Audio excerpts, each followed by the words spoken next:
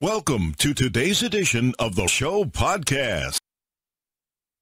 In a stern statement directed toward the United States and the Joe Biden administration over the weekend, China's foreign minister doubled down on the country's claim to Taiwan, even calling it an insurmountable red line that shouldn't be attempted to cross.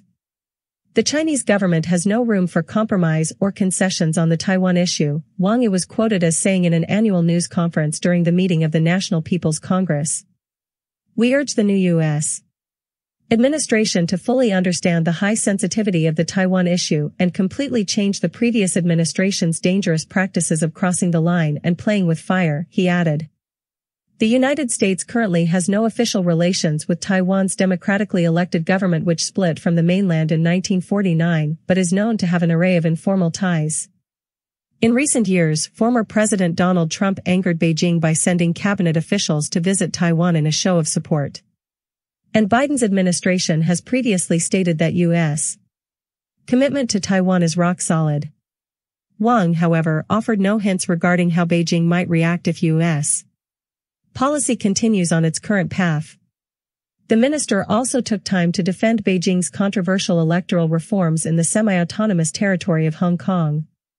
The reform plans are expected to ensure that Beijing loyalists are in charge of the territory's governance, which has operated in the one country, two systems framework for more than 2 decades. Wang added that the reforms would help contribute to long-term stability in the region and bring about a brighter future for the city. Loving Hong Kong and patriotism are exactly the same, he said. His comments came a week after nearly 50 pro-democracy activists were detained on charges of conspiracy to commit subversion under the national security law. Wang also addressed alleged human rights abuses in Xinjiang and the South China Sea. It is hoped that the United States and China will meet each other halfway and lift the various unreasonable restrictions placed on Sino-US cooperation to date as soon as possible and not create new obstacles artificially, he said, adding that the accusations of human rights abuses directed toward Muslim Uyghurs were absurd. China's treatment of the ethnic minority group has received much international criticism over the years and was recently ramped up when the U.S. State Department called it a genocide in late January. I believe this genocide is ongoing and that we are witnessing the systematic attempt to destroy Uyghurs by the Chinese Party state, then U.S.